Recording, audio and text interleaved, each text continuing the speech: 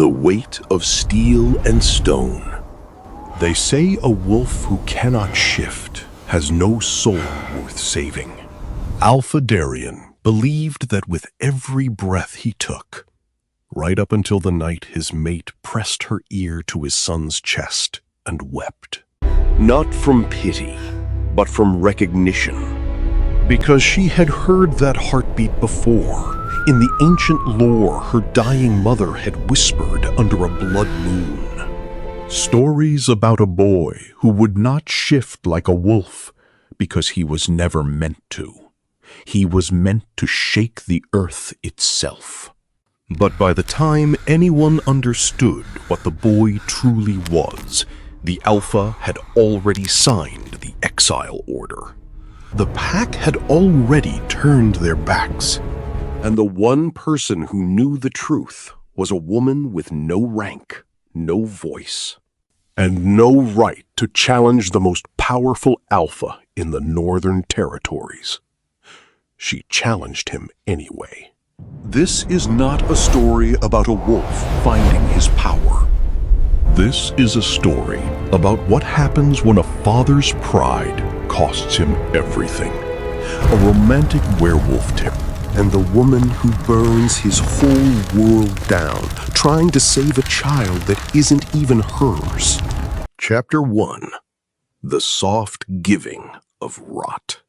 There are places in this world that carry their grief the way old wood carries rot, slowly, invisibly, from the inside out. You would not know it to look at them. The beams still hold. The walls still stand. But press your hand to the surface long enough, and you feel it. The soft, terrible give of something that has been dying for years. Iron Moor was such a place.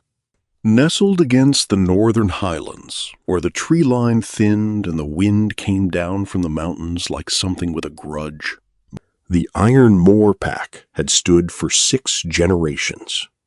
6 generations of Ashvale Alphas had held this territory through war, through famine, through the kind of political maneuvering that left no blood on the floor, but plenty on the hands. The pack was old. Its roots went deeper than most wolves cared to dig. And like all old things, it had learned to perform strength, even when it was quietly hemorrhaging. The estate sat at the heart of it all, a sprawling stone structure that had once been a fortress and still remembered how. Its corridors were wide enough for wolves in mid-shift. Its ceilings were high enough to swallow sound. Fires burned in every major room from October through March, and still the cold found ways inside.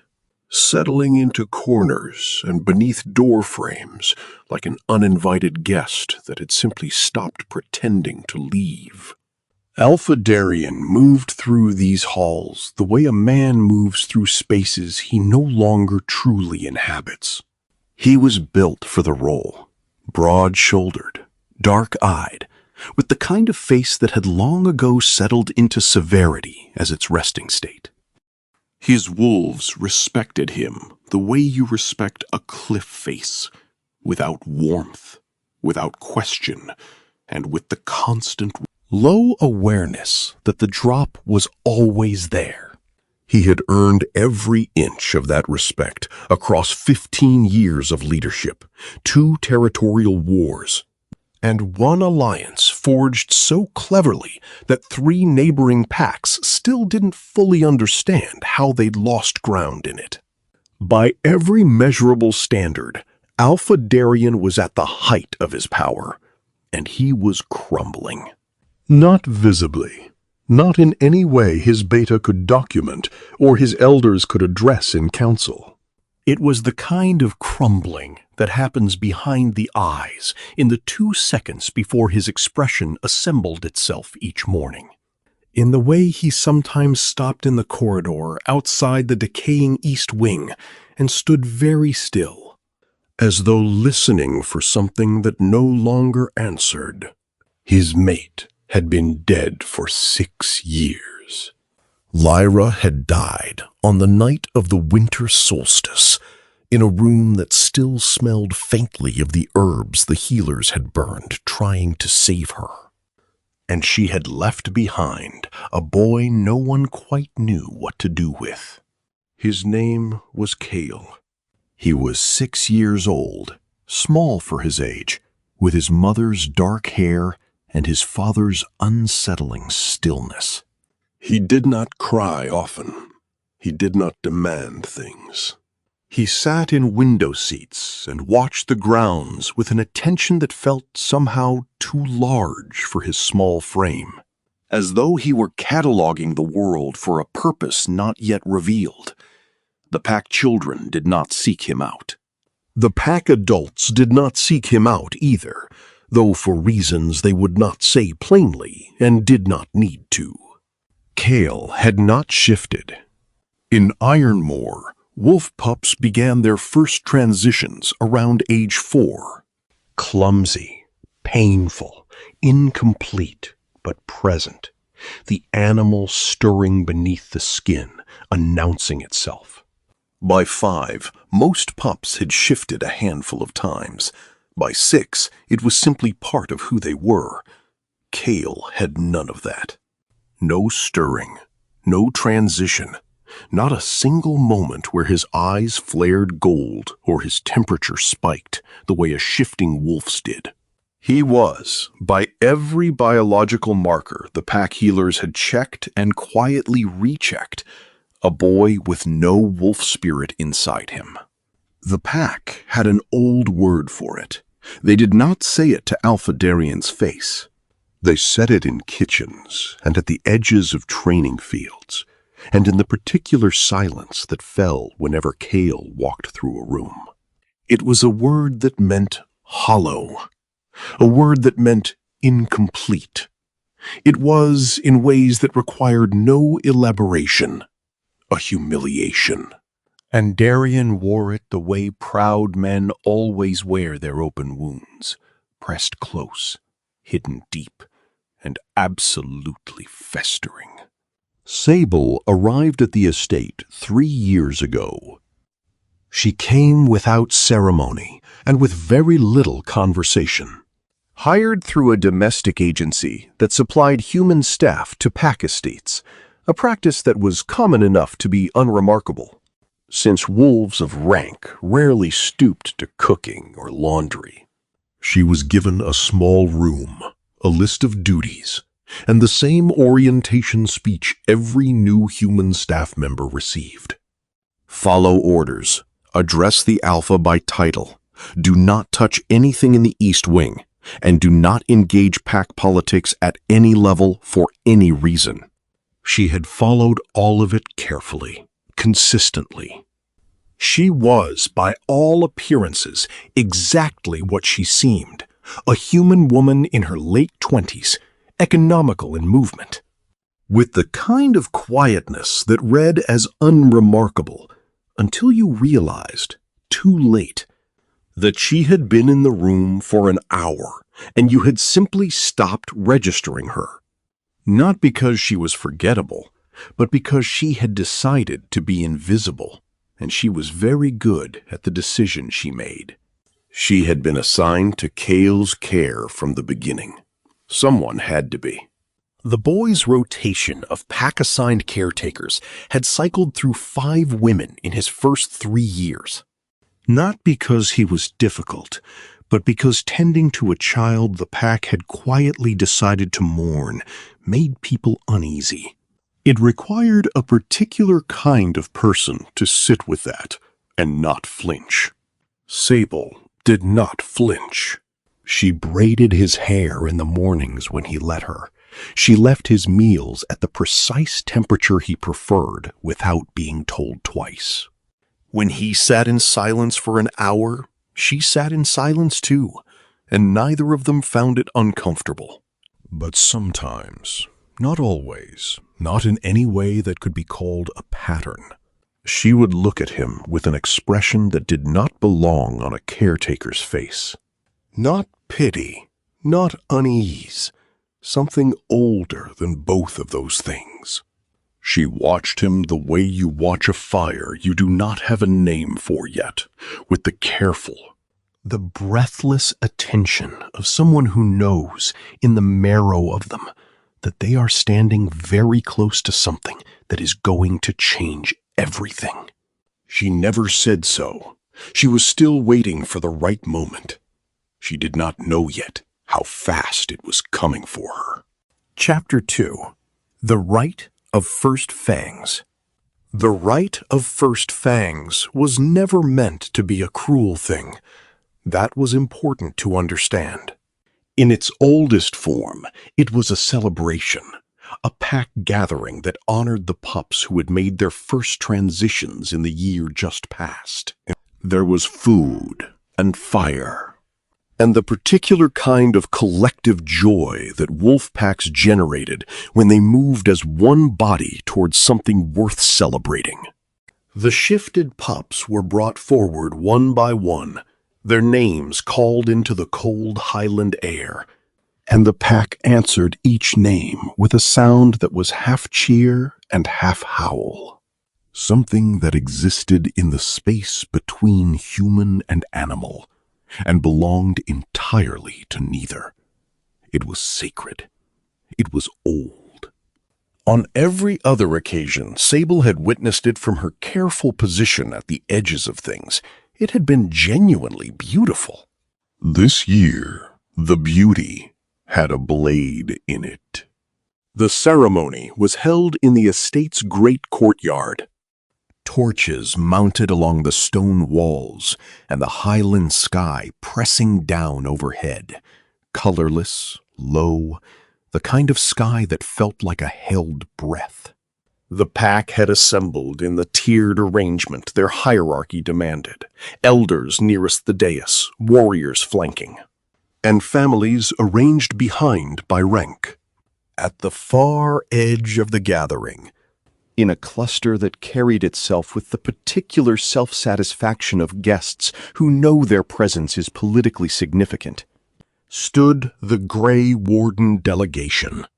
Their beta, Osric, was a tall man with pale eyes and the unhurried manner of someone who had never once needed to rush because the world had always eventually arranged itself around his patience. He stood with his hands clasped behind his back and watched the proceedings with an expression of courteous interest that was. Sable had decided from the moment she first laid eyes on him 2 days prior, entirely manufactured. He was not here for the ceremony. He was here to watch what the ceremony revealed. The shifted pups were called forward first, 7 of them this year, ranging from newly 4 to just turned 6. Each one luminous with the particular pride of a child who has done something tremendous and knows it. The pack responded to each name with that collective sound, and it rolled across the courtyard and up the stone walls and into the colorless sky. Even Sable, standing in the narrow servants' hall, the corridor that ran along the courtyard's eastern edge, felt the resonance of it move through the floor beneath her feet. Kale stood near the dais. He had been placed there deliberately, not cruelly, or so whoever had made the decision had probably told themselves. He was the Alpha's son. He had to be present.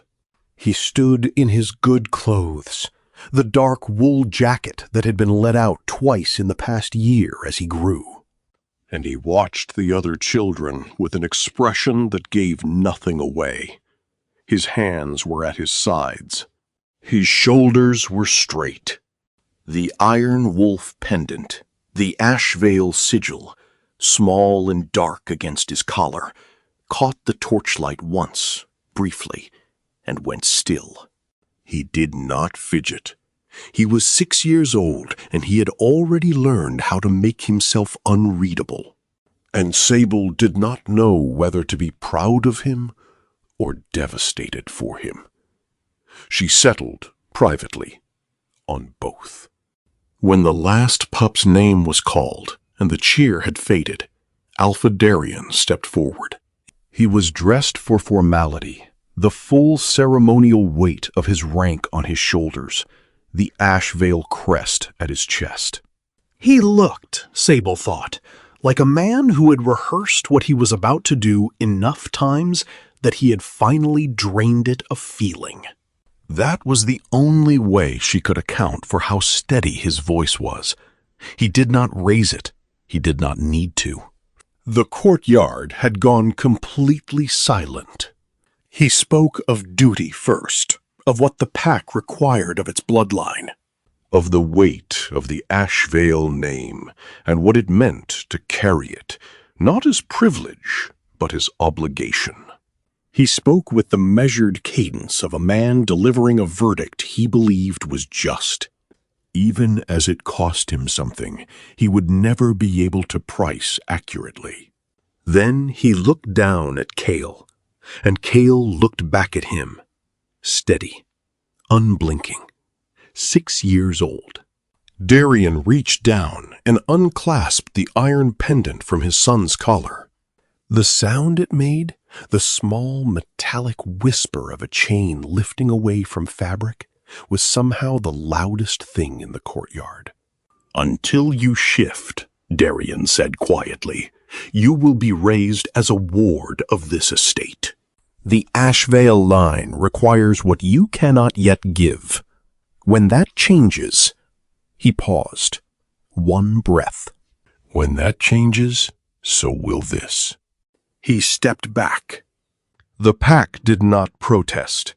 Several of the elders looked at a fixed point above the crowd, somewhere neutral and safe. A few of the younger wolves, ones with children of their own among the shifted pups, looked briefly relieved, and then, recognizing themselves, looked ashamed of it. Beta Osric of the Grey Wardens watched with those pale, patient eyes, and allowed himself one small nod, as though something vital had just been confirmed. Cale was escorted inside by the estate's head of staff. He did not cry. He did not look back. Sable was already at the top of the east wing staircase when he arrived.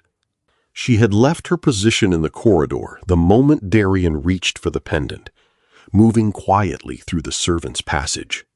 Passages with the particular speed of someone who has decided that being useful matters more than being inconspicuous.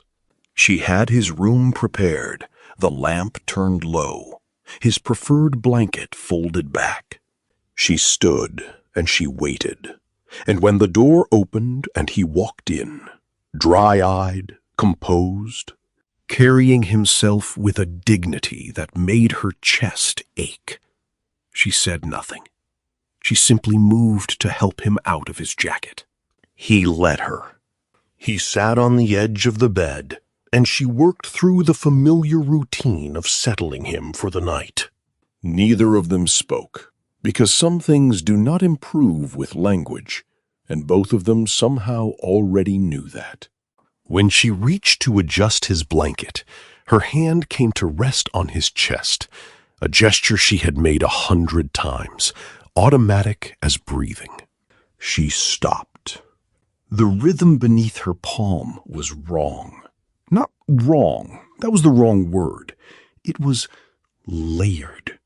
A heartbeat, and then beneath it, slightly offset, another, as though two separate pulses had learned to share a tempo without quite merging. Steady, deliberate, like a conversation between two things that had always known each other. She did not move her hand. She stayed very still for a long moment, her face carefully arranged into nothing. And she listened to the boy's impossible heartbeat in the low lamplight, while the rest of the estate settled into its evening silence around them. She tucked him in. She turned out the lamp. She walked to her own room at the end of the hall, sat down on the edge of her narrow bed, and stared at the wall. She did not sleep. Chapter 3. the creeping shadow of decay. Decay does not announce itself. It does not arrive at the door with its name on its lips. It seeps. It works through the mortar between things, between people, between loyalties, between the careful arrangements that hold a household together when the thing at its center has gone quietly wrong. You notice it first in small ways. A conversation that stops when you enter a room. A duty reassigned without explanation. The particular quality of silence that exists not because there is nothing to say, but because everyone has decided, separately and without discussion, that saying it would cost too much. The weeks following the rite of first fangs moved through Ironmore Estate like water through cracked stone, slowly, inevitably widening everything it touched. Beta Osric returned 11 days after the ceremony. Officially, the visit was a routine diplomatic exchange, trade agreements, border acknowledgments, the procedural maintenance of an alliance that had never been warm, but had always been functional. He brought 2 attendants and a gift of Highland grain spirits that nobody in the estate particularly wanted. And he requested 2 hours with Alpha Darien, which stretched both times to 4. Sable served the refreshments on both occasions. She was efficient and unobtrusive, and she did not appear to listen, which meant that Osric spoke freely while she was in the room. He was skilled at conversation, the kind of skill that looked effortless and wasn't. He asked about Ironmore's eastern border tensions with the precision of a man who already knew the answers. He raised the question of pack succession with the delicacy of a physician probing a wound he had personally arranged. A pack of Ironmore standing, Osric said on the second visit, swirling his spirits without drinking them, deserves a succession line that inspires confidence in your allies, and a pause shaped like a courteous afterthought in those who might otherwise become your rivals. Alpha Darien said nothing for a moment. Then, Grey Warden's concern for Ironmore is noted. Osric smiled. It did not reach his pale eyes, merely the concern of a neighbor. Sable collected the empty glasses and left the room, standing in the corridor outside for 3 seconds longer than she needed to, cataloging every word. Lady Vessa arrived before the month was out. She came from the Southern Territories with an escort of 6 and a reputation that preceded her like weather. You felt it before you saw it.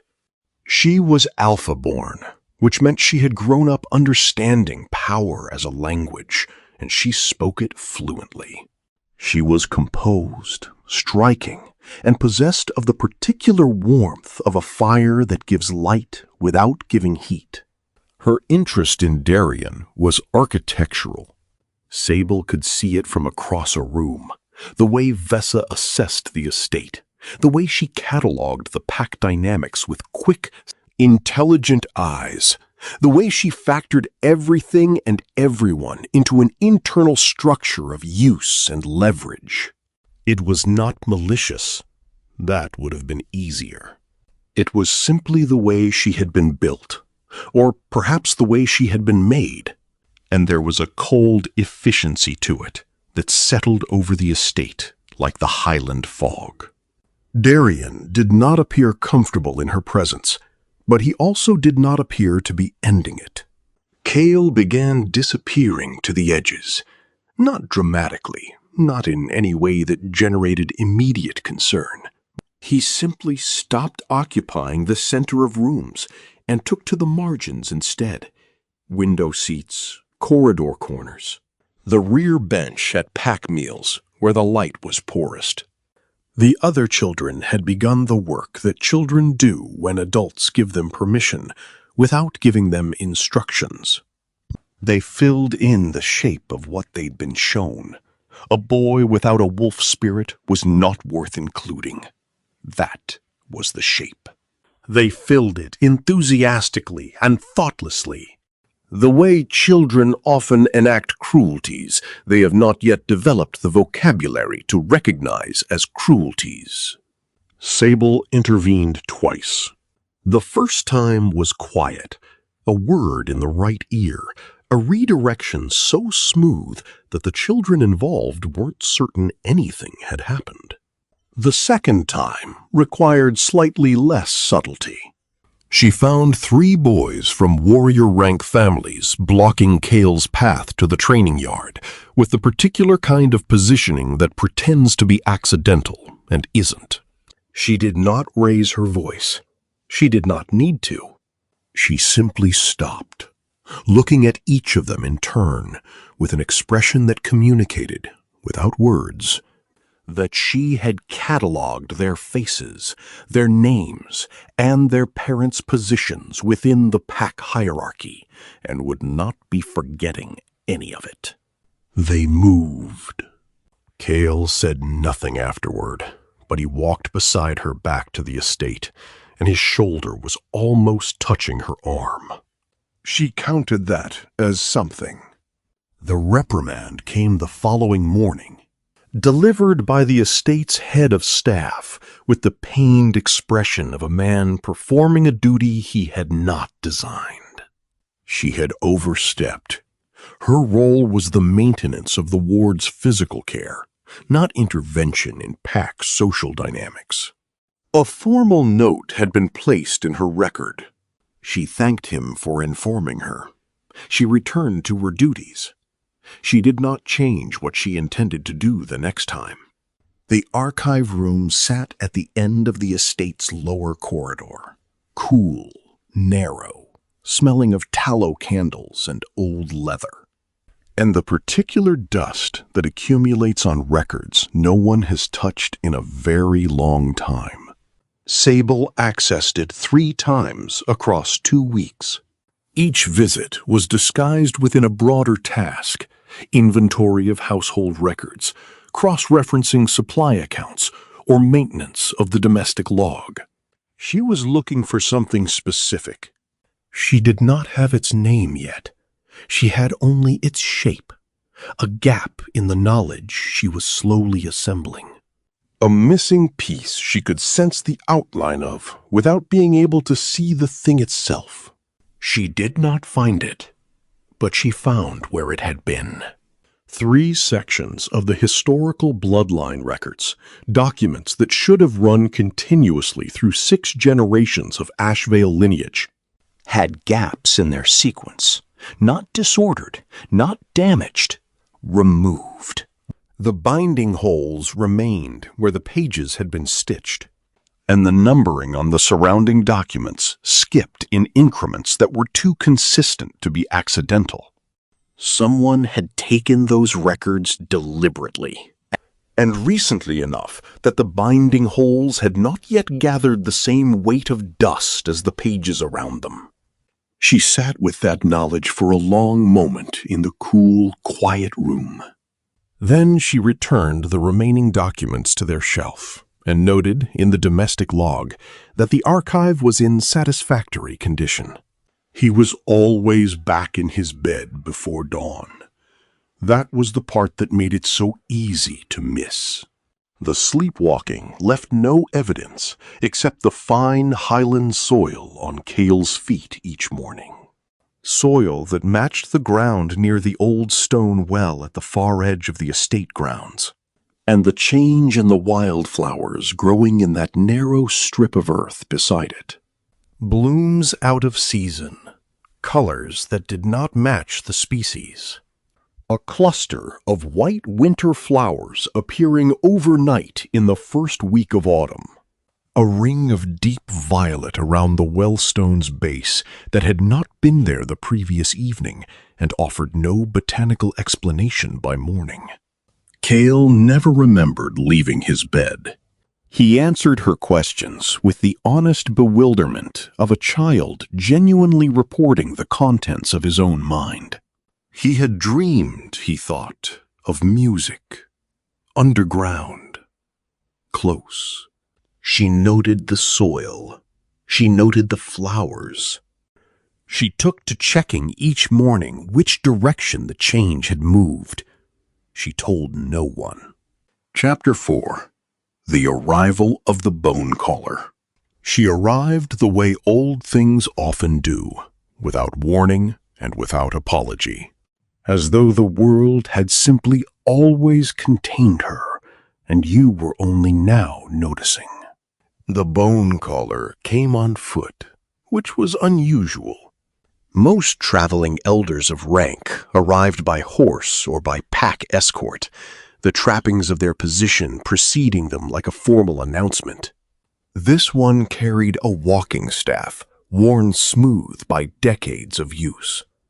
A pack across one shoulder that appeared lighter than it should have been for someone journeying through highland country in autumn, and an expression of such complete self-containment that she seemed to generate her own weather. Elder Thessaly arrived at the Ironmore estate without a retinue or an escort, carrying only a walking staff worn smooth by decades of travel and an expression of absolute self-containment. To the senior wolf on gate duty, the distinct markings carved into her staff were instantly recognizable. She was a bone caller, a traveling elder unaffiliated with any single territory, commanding immediate deference across all pack hierarchies. The ancient custom of shelter was absolute and non-negotiable. You did not turn a bone caller away from your hearth, just as you did not speak of the dead before a winter solstice or break bread before an alpha's blessing. Sable was assigned to the welcoming service that evening in the great hall. Roughly 30 wolves from the upper-rank families had gathered for the evening meal, their presence reinforcing the social architecture of Ironmore without anyone needing to name it. A grand fire blazed in the central hearth, casting flickering shadows against the high stone walls. The conversation held the slightly elevated register of a room performing a collective, impressive version of itself for an esteemed guest. Elder Thessaly ate quietly, observing the room with dark, extraordinarily still eyes that moved across the assembled wolves with methodical patience, reading their faces like a familiar text. Then, Kale entered the hall. Following the rite of first fangs, his meals had been restricted to the decaying east wing. But the silent 6-year-old boy had returned to the main hall simply to place a borrowed book back upon the reading shelf. No one had thought to warn him that a guest was present. As Kale crossed the edge of the room, a brief transit of 7 or 8 seconds, Elder Thessaly's gaze locked onto him. It was not the pitying or curious look Kale usually received. It was the arrested, hyper-focused attention of someone who had spent a lifetime searching for something and had unexpectedly found it. The old woman set down her cup, her hands becoming perfectly still on the wooden table. By the time Sable reached the kitchen, the junior staff had retired and the hearth fire had been banked down to a patient, low burn. As Sable prepared the next morning's dry stores, she remained entirely absorbed in the memory of the bone caller's intense reaction to Kale. She did not hear the old woman approach. Between one breath and the next, Sable realized she was no longer alone. And then Elder Thessaly's hand closed around her wrist with a startlingly firm grip. Sable did not pull away. She went perfectly still, recognizing a moment of critical importance. The boy's marrow remembers something his blood was made to forget, the bone caller said, her voice low and heavy with unwhispered weight. Be careful who learns that before he does. With that, she released Sable's wrist and stepped back. For a brief second, she looked as though she might explain further, but changed her mind. Adhering to the unspoken rule that giving people more truth than they can use is its own kind of cruelty. By dawn, the elder's room was empty. Her canonical name in the guest log, the only evidence she had ever visited Iron Moor. That very night, Sable sat at her small desk under a low lamp and wrote a letter to her mother. A woman dying in a northern mountain village whom she had not spoken to in 4 years. Her mother had taught her the old legends before later begging her to forget them. Sable kept her inquiry brief, asking only about the ancient stories of children who did not shift, not because they were broken, but because shifting was simply the wrong word for what lived inside them. She sent the letter with the morning courier before hesitation could stop her. 8 days passed. Sable counted them with the specific patience of someone waiting on a knife's edge. She tended to Kale, served the ongoing diplomatic delegation with impeccable neutrality, and monitored the well in the courtyard. Wildflowers were now growing up through the cracks of the well's stone casing in a distinct, unseasonable pattern. She also noted how Beta Osric's recent political inquiries had shifted from general succession rules to targeted questions about Lyra's bloodline origins. She kept these observations buried in her mind and waited. On the 8th morning, the response arrived. The courier noted that the sender had pressed it into his hands with desperate urgency. The handwriting was shaken and effortful, each letter formed through heavy physical pain. Sable read the page, then pressed her hands flat against her desk in an airless moment of shock. 3 words were circled in dark red ink, pressed so hard the paper had nearly torn. The Hollow Ones. Below it, her mother's trembling script warned, "Run, Sable, or stay and be ready. There is no third option." Sable sat in silence as the estate woke up around her. She folded the letter, pressing it small, and tucked it securely into the lining of her boot against her skin. She was not going to run. She had already decided that. She simply hadn't known until this moment exactly what she was staying to face. An unnatural stillness settled over the Iron Moor estate, a quiet that looked like peace from a distance, but carried the hidden, rushing tension of a frozen river. 3 separate currents were moving beneath the ice, completely unaware of one another, all racing toward the same cold center. Alpha Darien noticed it on a Tuesday. Crossing the East Corridor on his way to a strategy meeting with his border captains, he spotted Kale sitting in a far window seat. Darien routinely walked past his son, but something made him pause. The boy wasn't reading or watching the courtyard. He was sitting completely still, hands folded, his head tilted at an angle, as if listening intently to something specific. Yet the corridor was silent. Darien stood in the passage, watching his son commune with the quiet, and felt a cold sensation bloom in his chest. It was not his usual shame or grief. It was fear. He was not afraid of what his son had failed to become, but rather what the boy might already be, privately existing in a framework Darien did not understand. Saying nothing, the Alpha walked away and immediately summoned the pack healer, Marin, masking the request as a routine wellness check for an estate ward. Marin accepted the task without expression, leaving Darien to wonder if she suspected nothing or everything. Beta Osric received his own intelligence on Wednesday. The report came from a junior informant inside the estate, providing facts that Osric had to decipher himself.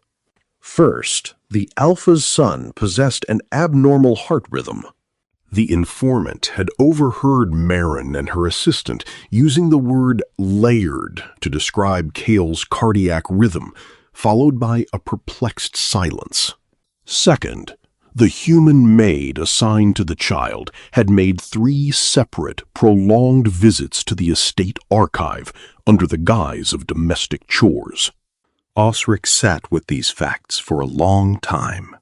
While he could not yet interpret them, he knew that unreadable information was powerful leverage.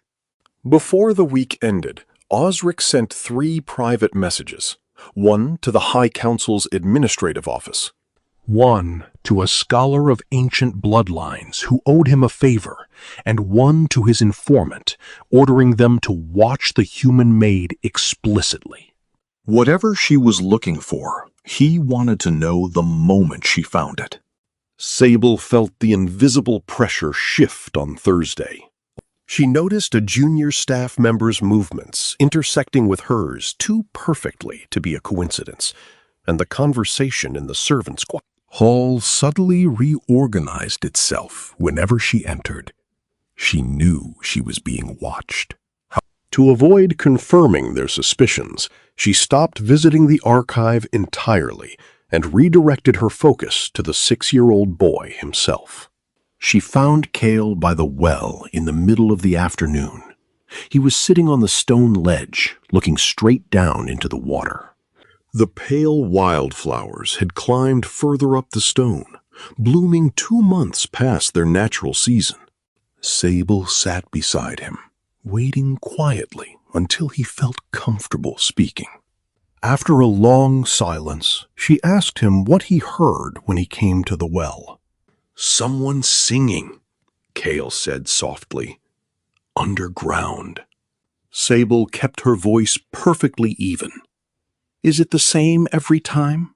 "No," the boy replied, tilting his head at that exact deep listening angle Darian had witnessed days prior.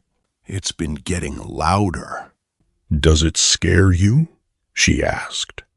Kale looked down into the dark water, his expression settling into an uncanny calm. "No," he said, looking up at her. "It sounds like my name." Beside them, the unseasonable wildflowers swayed in a wind that did not blow. Sable held her breath, keeping the shock from showing on her face, and stayed by his side until the daylight faded. The final piece arrived on Friday morning via the same courier service. The package was small, wrapping a whole life into an oilcloth bundle the size of a loaf of bread, tied with a practical, no-nonsense knot. There was no letter from her mother, only a brief 3-line note from the village caretaker confirming that her mother had passed away. Sable carried the box to her room and set it on her desk, allowing herself a brief moment of absolute stillness to process her grief before there was work to be done. She untied the knot. Inside were her mother's meager belongings: a carved bone comb, a half-finished piece of embroidery, and a dried southern flower her mother had preserved for reasons now lost to time. At the bottom of the box lay an old journal. Its leather cover had been treated to remain supple over decades, and the hand-stitched binding was still tight. On the inside cover, written in the precise, formal hand of her grandmother, was a name and a date from 43 years ago. Iron Moor. Sable sat down. She had never known her grandmother was a record keeper. Her mother had kept a selective silence regarding the past, but the journal made the history undeniable. Her grandmother had served the Iron Moor Pack archive for 11 years. right up until the pack elders voted to restrict archival access exclusively to wolves. An elder named Corvin had secretly pressed these transcriptions into her grandmother's hands the night before the restriction passed, telling her to keep them where they would not be found by the people trying to lose them, because someday someone would need to know. Sable turned the pages, reading the hand-copied files. The Ashvale bloodline was documented across 12 generations, running parallel to traditional pack hierarchies without ever fitting into them. They had never been alphas, betas, or executioners. Pack classifications simply did not apply to them because their connection was older than pack law itself. The record referred to them by a singular title, Warden. Sable read the definition 3 times to fully grasp its meaning. A warden was not a rank or a title that an alpha could strip away. A warden was the living point of connection between a wolf territory and the ancient forces that had animated the land before wolves ever claimed it. They did not guard the territory, they anchored it. Furthermore, the records explicitly stated that wardens did not shift into wolves. Scribes across generations had struggled to define what happened when a warden's true nature expressed itself, describing it as the land moving through them, the territory speaking, or the old shape. It was an ancient power that did not submit to ranking or pack hierarchy.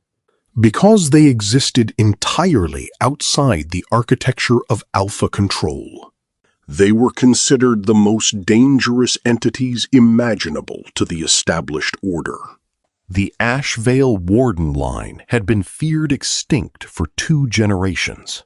Lyra, who had died 6 years prior, was the last documented descendant, and she had left a son. Sable closed the journal. The sounds of the estate's dinner service echoed from below as the Highland night darkened her window. She sat with the massive truth she now held.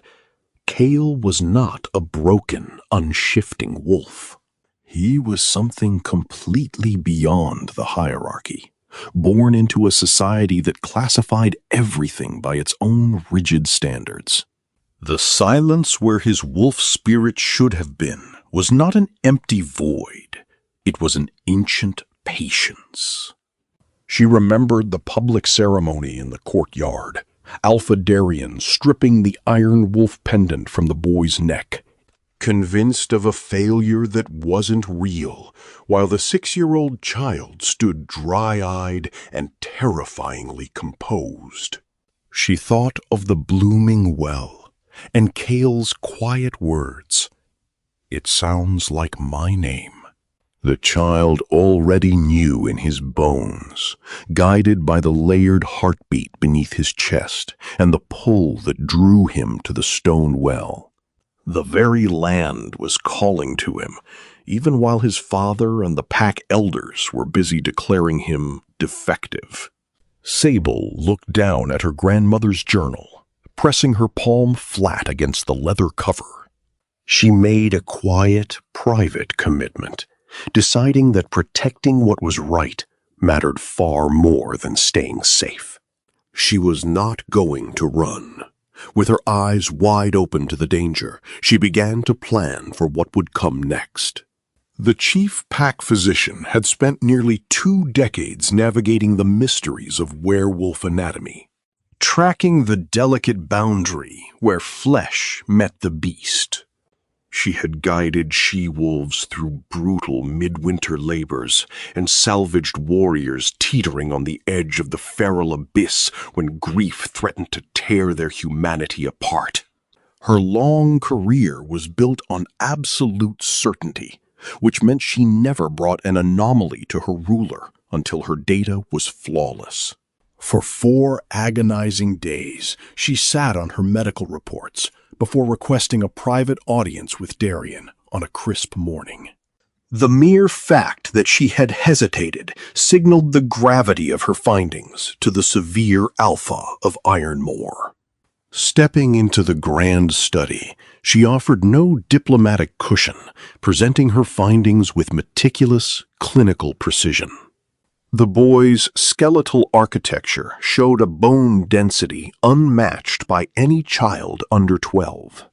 A structural density usually achieved only after the physical trauma of multiple full shifts.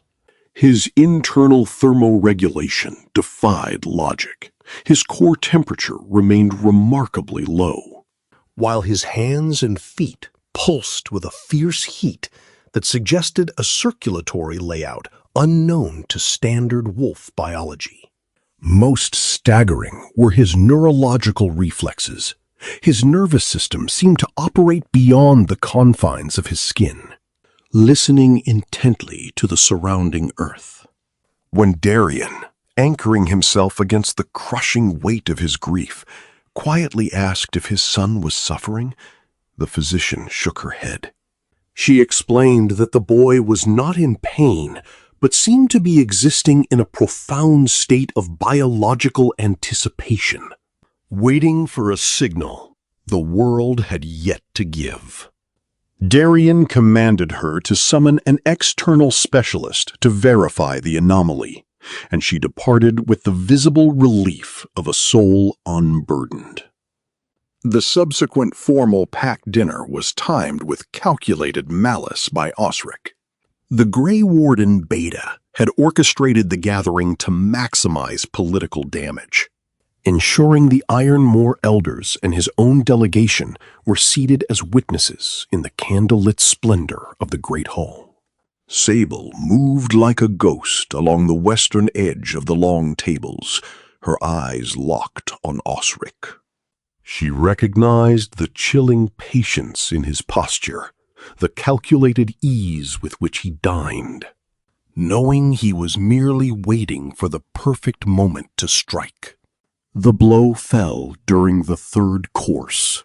With an expression of manufactured sympathy, Osric steered the casual conversation toward the vulnerabilities of the Northern Territories and the critical necessity of a clear, shifting air to ensure regional stability. With lethal precision, he suggested that the distinguished but vulnerable Ironmore pack would find immense security in a formal merger with the Grey Warden faction. A partnership that would assume governance over a territory currently lacking a legitimate successor. The Great Hall fell into a suffocating, breathless silence. Darien did not roar in fury.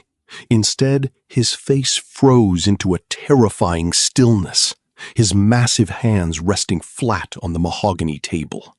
Before he could speak, every single candle in the massive hall vanished into darkness. The flames did not flicker or catch a draft.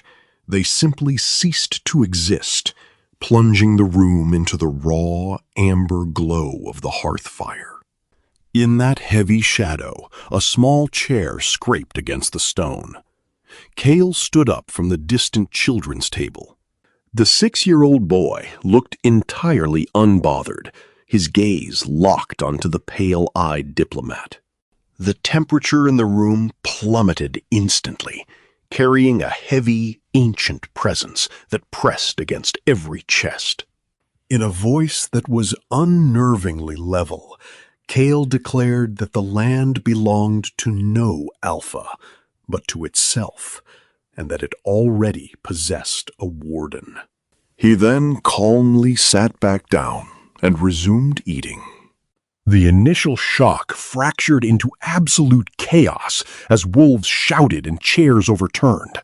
But Sable noticed that the senior pack elders did not look confused. They looked terrified.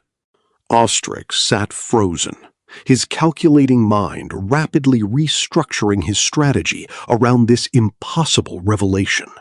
Behind the serving linens, Sable pressed her trembling hands against the wood, recognizing that the hidden truth had finally broken its silence. By the following sunrise, the extraordinary event had fractured into dozens of conflicting rumors across the estate. Ostrich took immediate control of the narrative, whispering to any who would listen that a deeply disturbed, the unshifting child had simply suffered an emotional breakdown, attributing the extinguished candles to a sudden draft. Yet the political fallout was instantaneous. A formal missive arrived from a high-born noblewoman who had been considering a courtship with the Alpha. She withdrew her name with cold efficiency, having calculated that Darian's lineage was no longer a secure investment. As Darian sat absorbing the rejection, the two most senior elders of the Ironmore Council granted themselves entry into his sanctuary. The eldest, who had served Darian's father, stood alongside his sharp, observant colleague.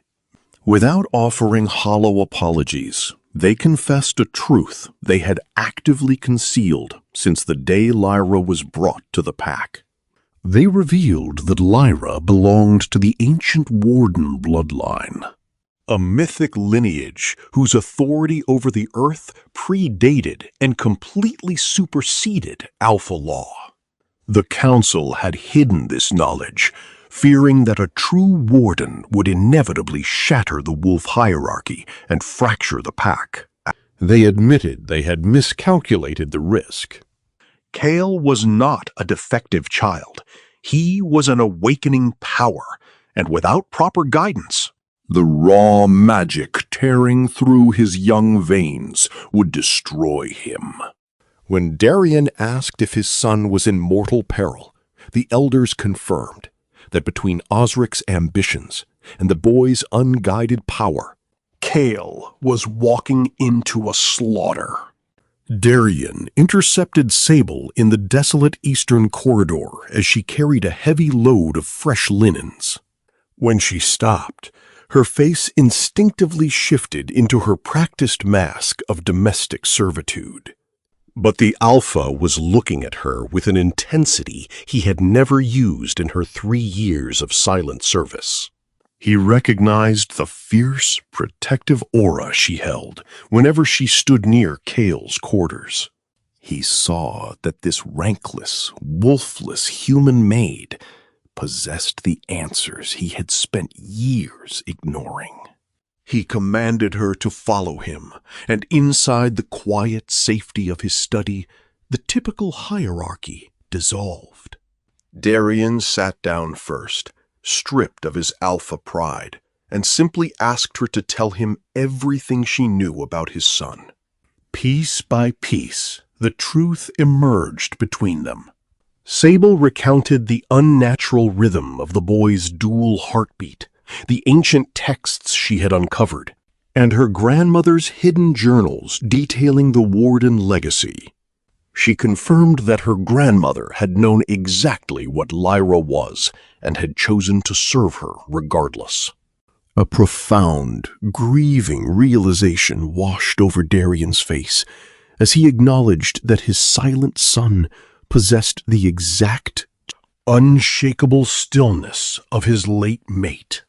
For the first time in 6 long years, the Alpha spoke without the defense of his title, forging a silent and unbreakable alliance with the maid who had guarded his son when he wouldn't. The fragile peace shattered at noon when an official courier from the High Council delivered a beautifully prepared document. Osric had left nothing to chance, utilizing an ancient legal provision that allowed the High Council to seize temporary custody of any unshifted child deemed a feral threat to the surrounding territories. Darian was given a strict 72-hour window before the Council's executioners arrived to drag his son away.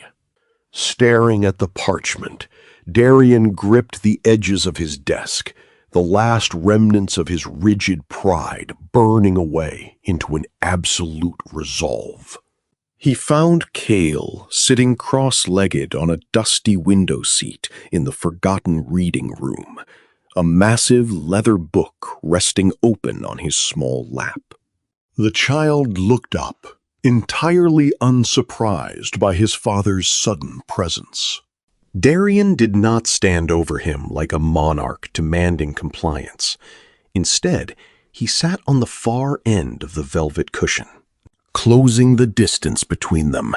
Abandoning any rehearsed speeches, Darian looked into his son's eyes and delivered the raw, unvarnished truth. He admitted he had been utterly wrong.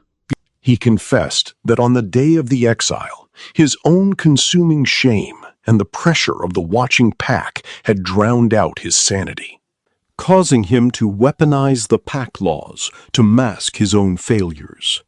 He spoke openly of the agonizing void Lyra's death had left behind, admitting that he had looked at Kale and seen only the phantom of the woman he couldn't save, forcing a 4-year-old boy to carry the crushing weight of a father's grief.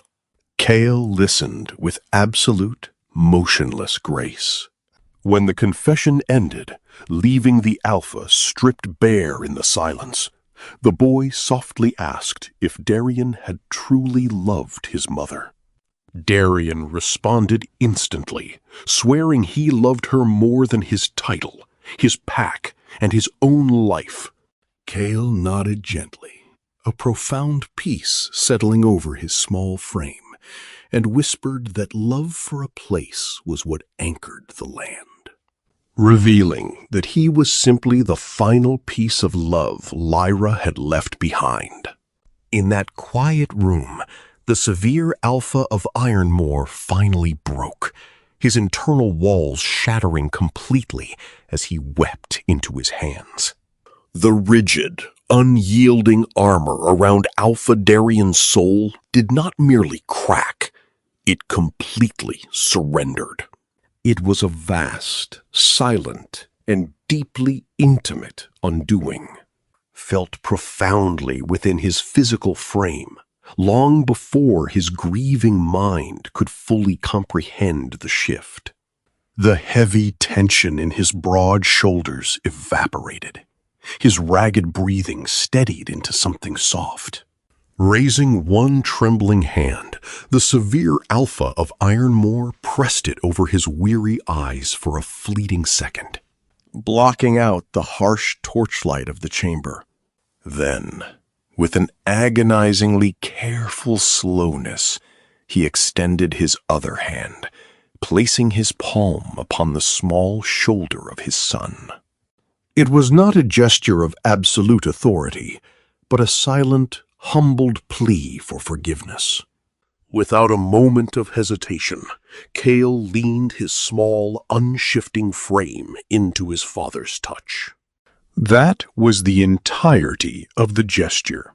A tiny, delicate weight pressing back against a massive hand, a subtle leaning of a child toward his sire, and the somber room seemed to expand, holding them both safely within its walls. Outside the heavy oak door, standing in the dim, stone-walled corridor of the east wing, Sable remained perfectly motionless. She had walked down the passageway, intending to check on Kale, but the vibrating sound of Darian's voice had reached her ears before her fingers could touch the wrought iron handle. The Alpha's tone was low, fractured, and entirely stripped of its usual severe, booming register. Sable stopped. She stood perfectly still, her palm hovering a few scant inches from the dark wood, listening not to the specific words, but to the raw, aching shape of the emotion bleeding through the barriers. In that quiet observation, Alpha King, a romantic werewolf, she understood with absolute certainty that whatever sacred reconciliation was transpiring inside was not hers to interrupt. Some profound moments belonged solely to the souls trapped within them. She remained a guardian in the hallway until the broken voices faded away, replaced by an entirely new kind of silence, a softer, a lighter atmosphere that felt as though the estate itself was finally breathing after 6 long years of suffocating grief. Sable straightened her spine. Turning away from the door, she walked with quiet, purposeful steps down the long corridor. Moving past the high ceilings and wide corridors designed for shifting wolves, until she reached the small, secluded communication room tucked away at the very rear of the administrative wing. She took a seat at the austere wooden desk.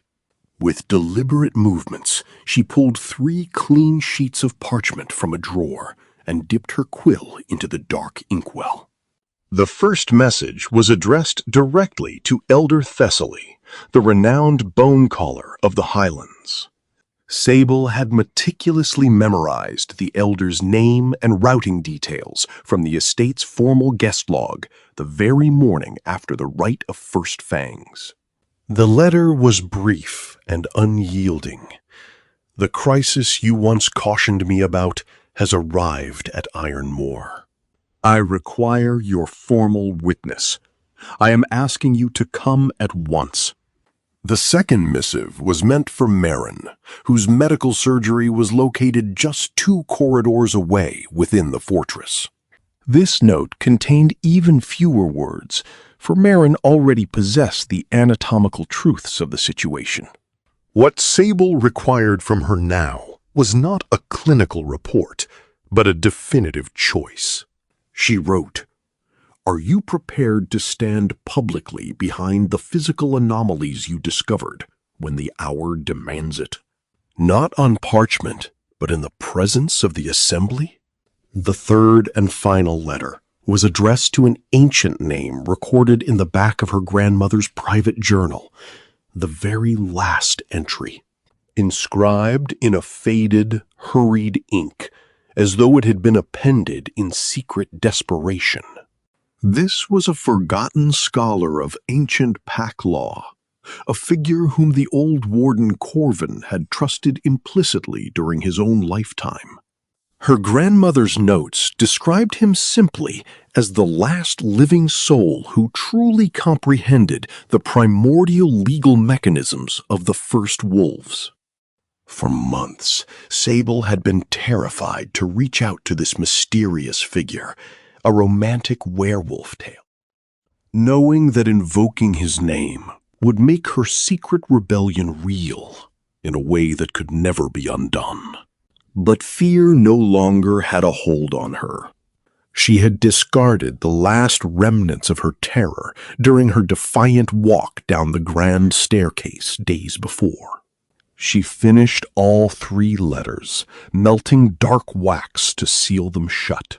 Walking directly to the courier station at the front office of the Ironmoor estate, she personally handed them to the night rider, marking each one with the highest priority of urgency.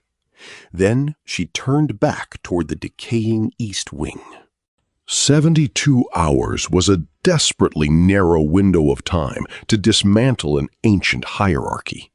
But Sable had spent her entire life building sanctuaries out of nothing, out of whispered secrets in passing corridors, out of her grandmother's faded handwriting, and out of a small, silent child's impossible dual heartbeat echoing in the dark. She had never required a royal title or an alpha's permission to spark a revolution. She had only ever required a reason to protect the innocent. The High Council's official delegation arrived at the Ironmoor estate on a bleak, suffocatingly gray morning. The expansive highland sky hung low, the color of weathered, oxidized iron, and a biting northern wind carried the first true frost of the winter season down from the jagged mountain passes. The party consisted of 5 individuals, 3 high adjudicators draped in formal, sweeping robes of council gray, a solemn legal recorder clutching a massive leather-bound ledger, and a senior enforcement officer whose heavy, broadsword-bearing presence was entirely symbolic, yet explicitly designed to intimidate. They marched into the courtyard with the arrogant posture of individuals who believed this matter was already concluded. To them, the upcoming assembly was a mere administrative formality, a brief bureaucratic ritual before the exiled, unshifting heir was taken away. They fully expected Alpha Darien to offer quiet, broken compliance, wrapped in whatever shattered dignity the grief-stricken ruler could still muster. The High Council had been dispatched by powerful politicians who believed they understood the exact dynamics of the Iron Moor bloodline. They did not understand the true nature of the Highlands at all. Sable had not closed her eyes in over 31 hours. She had spent the 3 days following the dispatch of her letters in a state of fierce, unblinking motion, the kind of absolute focus that leaves no room for hesitation or self-doubt. Doubt required a mind to sit in stillness, and Sable had refused to remain still. Elder Thessaly had arrived at the iron gates before the first dusk had even fallen, traveling with an unnatural, sweeping speed that suggested she had already been marching toward Ironmoor long before the courier's bird had taken flight. It was as if the ancient bone-caller had felt the shifting of the earth's currents and knew the summons was inevitable. She had crossed the threshold of the stone fortress without any pomp or ceremony, encountering Sable in the shadow of the east wing. The old woman had looked at her with pale, all-seeing eyes and said simply, "Show me where the pieces lie." Sable had revealed everything to her, rapidly, seamlessly, and with the flawless precision that defined her entire existence. The elder had listened to the tale with her eyelids closed, absorbing the weight of the dual heartbeat and the Alpha's catastrophic mistake. When Sable finished speaking, the bone-caller opened her eyes, the dark irises reflecting the flickering candlelight of the corridor. "The primordial legal mechanism you wish to invoke is entirely valid," Thessaly intoned softly. "I can provide the elder witness, but you must comprehend the gravity of standing as the official keeper of the Warden. Your name will be permanently etched into the ancient records of the first wolves. There is no turning back." "I am fully aware," Sable replied, her voice steady and unyielding. "You will find yourself bound to this soil, this territory, and this boy in ways that modern wolf law lacks the vocabulary to describe." The old woman warned. "I know that as well," Sable said, looking directly into the elder's gaze. The ancient bone-caller scrutinized the human maid for a long, heavy moment. Then she offered a single, decisive nod of her head, and the pact was sealed. The forgotten scholar of ancient pack law, the name preserved in her grandmother's journal, had not arrived in person. But his response had manifested as a massive 40-page legal brief delivered by an elite royal courier. The document contained the meticulous procedural protocols required to execute a warden testimony, heavily annotated in the margins with specific High Council codes, historical exemptions, and ancient precedents that superseded all modern administrative mandates. At the very bottom of the final vellum page, written in the same sharp, elegant hand as the marginalia, was a personal note. "Corvin was entirely correct to place his faith in your grandmother. I am profoundly grateful that the old records survived the fires of the Purge. Protect the child. Marin had come to Sable's small room on the second evening of the countdown. The pack physician had stood quietly in the doorway for a long moment, watching the human maid organize the ancient legal texts. Before speaking a single definitive word, yes. Nothing more was required. Sable understood instantly that the terrifying question she had posed in her letter had been answered with absolute, fearless commitment. Yet it was Alpha Darien who spent those 72 hours executing a strategy that Sable could never have anticipated or written into her plans. The proud ruler of Ironmore had gone to every single elder of the pack, visiting them individually in their private dwellings, and had forced himself to speak the absolute, unvarnished truth. He offered no politically massaged narratives. He presented no calculated excuses to save his standing. He bared his soul completely regarding the late Luna Lyra, the true nature of their bloodline, the reality of what Kale was, and the ancient secrets the elders had harbored while he remained blinded by his own sorrow. Crucially, Darien did not beg for their political allegiance or demand their loyalty. And it was precisely that lack of demanding that compelled the elders to offer it freely. The wolves of the Highlands respected raw, bleeding honesty above all else, particularly when it cost the speaker everything they possessed. And this confession cost Darien every ounce of the terrifying, unyielding reputation he had spent 6 years constructing. By the hour, the High Council's gray-cloaked delegation marched into the fortress. The entire Ironmore pack knew exactly what was about to transpire within the Great Hall. The Grand Assembly had been fully called to order. The lead adjudicator, a sharp, silver-haired woman named Counselor Petra, whose reputation for ruthless legal precision was known across the territories, strode across the threshold of the throne room and immediately froze in her tracks. She had marched into the castle, expecting to find an estate in quiet, defeated procedural compliance. She had expected to see a broken Alpha desperately managing his public humiliation while an unshifting, stripped child was being bound for transport to the outer borders. Petra had executed these institutional seizures for over 2 decades. She recognized the exact deflated posture of a pack that had surrendered to the supreme authority of the High Council. The scene before her bore no resemblance to surrender. The Grand Hall was packed to the absolute stone walls.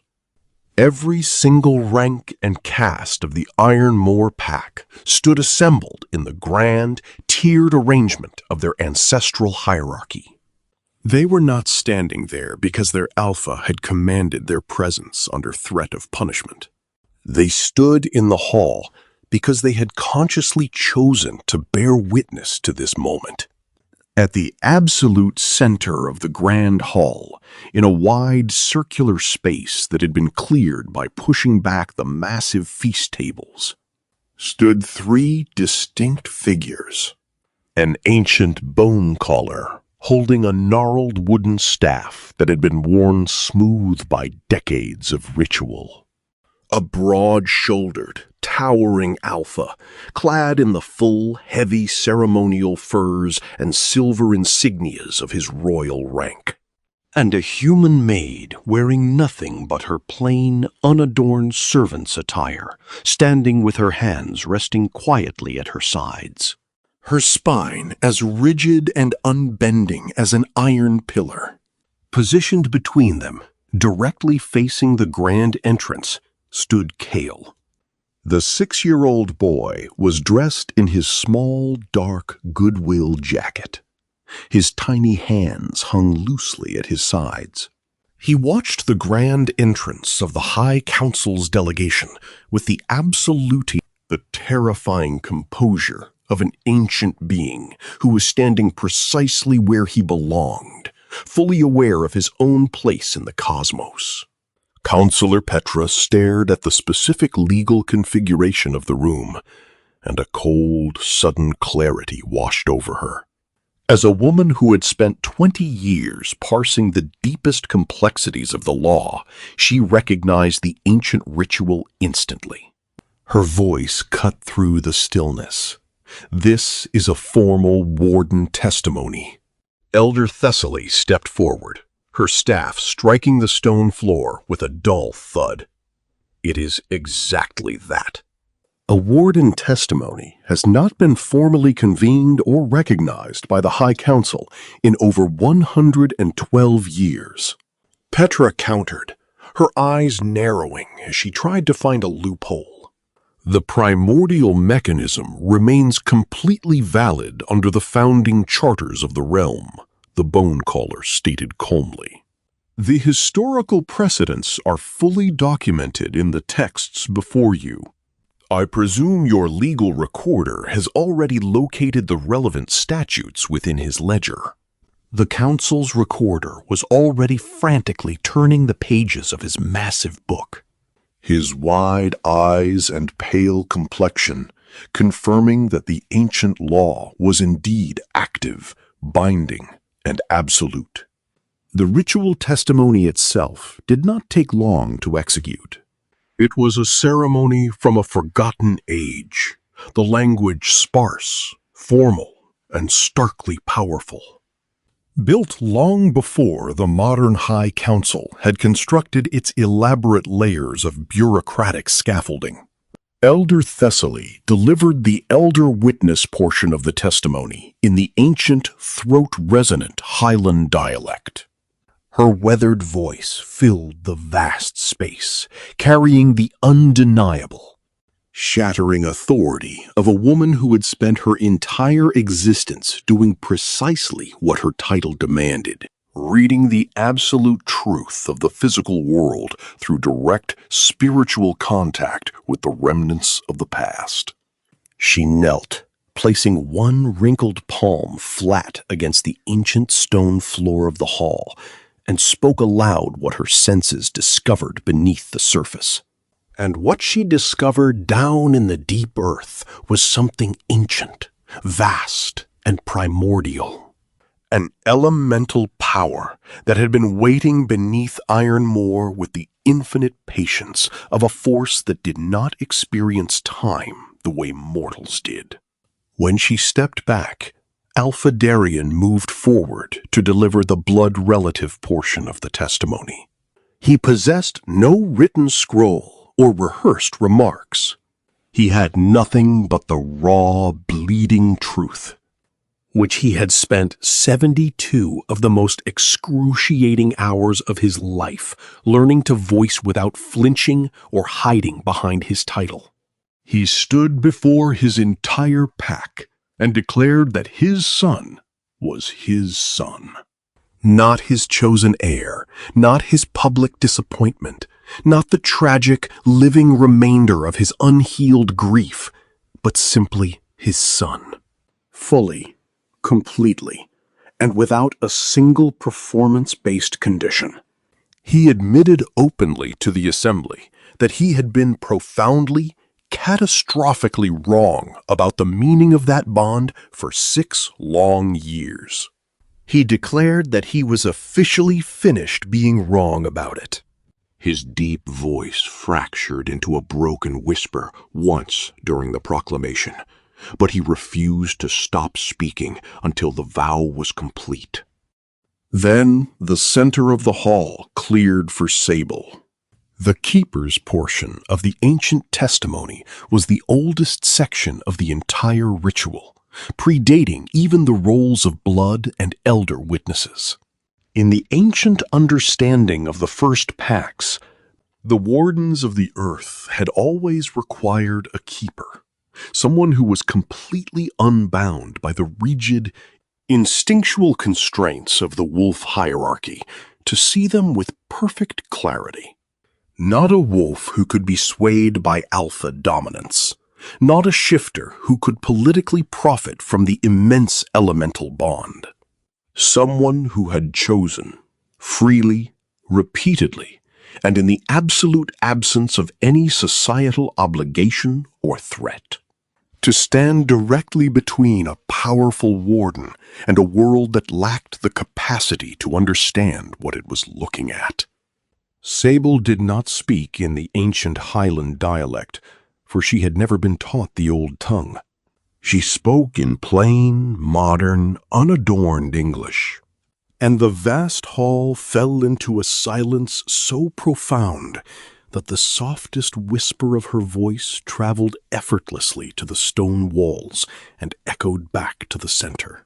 I originally came to this estate as nothing more than a common maid, Sable declared, her voice ringing clear and true. I was handed a small, silent child and pulled to care for him because the powerful people around him had collectively decided he was broken. I did not find a broken child. I found a child who was waiting. I chose to stay in the East Wing because he desperately needed someone to remain by his side. And I will continue to stay by his side, because that is exactly what keepers do. We do not stand watch because a king or an alpha orders us to. We stand watch because some sacred things in this world are simply worth dedicating your entire life to protect. This child is worth that devotion. The very land beneath our feet recognizes it. And now, finally, so does everyone in this room. The silence that settled over the grand assembly following her words possessed a physical weight. Counselor Petra turned her head slowly, looking at her frantic legal recorder. The man stopped turning his pages and offered a single, defeated shake of his head. The High Council possessed absolutely no legal standing to intervene. The ancient mechanism was officially complete. The historical precedence was ironclad and absolute. Whatever political gambit the calculating Beta Osric had built his entire strategy upon had just been reduced to absolute rubble. The manifestation began with the pendant. The ancient iron wolf sigil, small, dark, and heavy, was resting inside the carved wooden box on the hall's side table.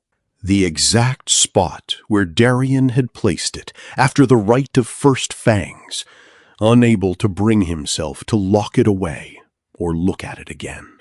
Suddenly, the heavy iron piece lifted into the air. No hands touched it.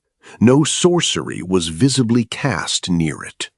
The iron pendant rose from the velvet lining of the box with the unhurried, graceful certainty of an object that had simply decided its time had come.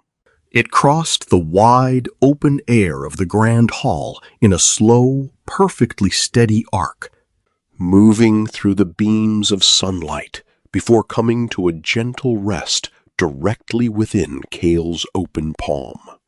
The 6-year-old boy had not reached out to snatch it from the sky. He had simply opened his small hand to receive it. And then the very foundations of the fortress moved. It was not a violent, destructive tremor, nor a catastrophic earthquake that threatened to bring down the stone ceilings, but a deep, rhythmic pulsing, the way the living earth shifts and stretches when things are blooming into existence. The pale, delicate wildflowers from the ancient stone well pushed their way up through the narrow gaps between the heavy floor stones. Thin, determined green stems broke through the mortar, flowering entirely out of season. spreading outward from the exact spot where Kale stood, in a beautiful, expanding ring of pristine white and deep, vibrant violet. Not a single wolf in the room shifted into their beast form. Not a single warrior stepped forward to challenge the power. Osric, the calculating Grey Warden Beta, stood in the shadows of the pillars, his pale eyes wide with the sudden realization of his total defeat. Without uttering a single word, he turned on his heel and walked out of the grand hall, his long cloak trailing behind him. He did not look back. He understood, with the sharp, ruthless intelligence that had always been his defining trait, that some battles announce their ultimate losses long before a single blade is drawn. Leaving the field cleanly and quietly was the only dignified option left to him.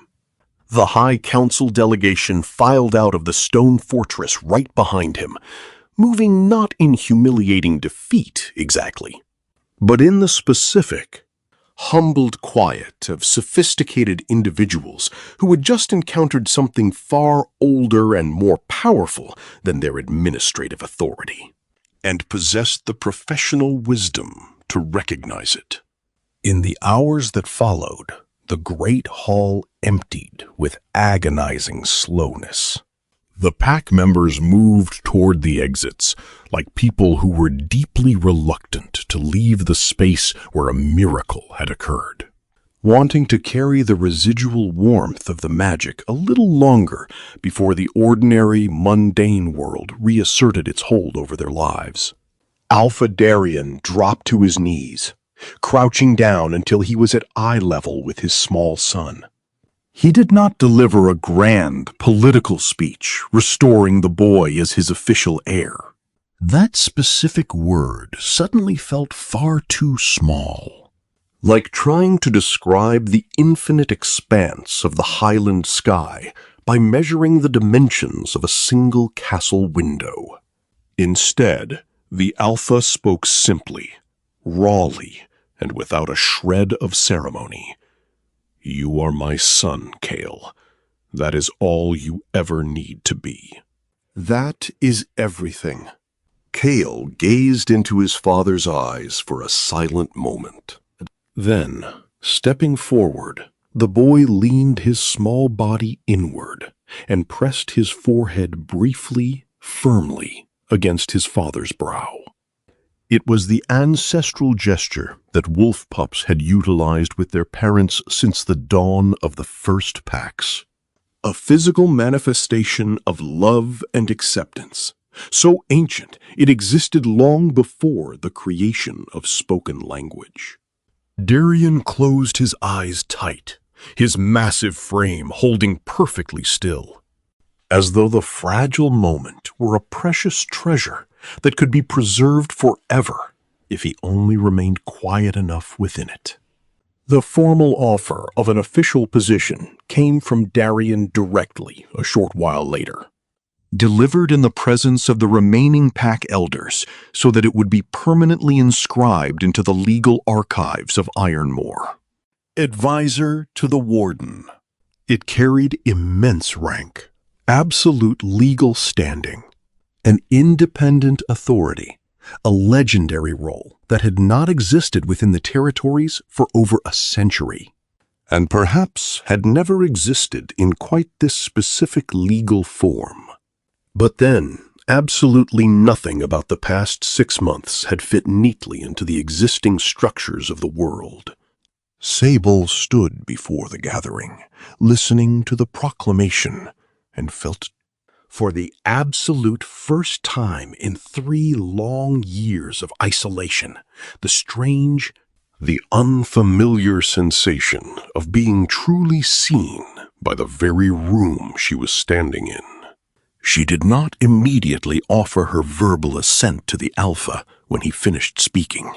Instead, she lowered her gaze to look at Kale. The boy was looking up at her from the floor, his small face bearing the exact expression that had sustained her through the dark nights in the East Wing. The specific longing for A clear, entirely unguarded look of a child who trusts you without limit and cannot fathom why a human would ever require logical reasons to love. The boy spoke, his voice small but perfectly clear. "Will you stay with me, Sable?" It was the exact same question that had hung in the air since she first held him.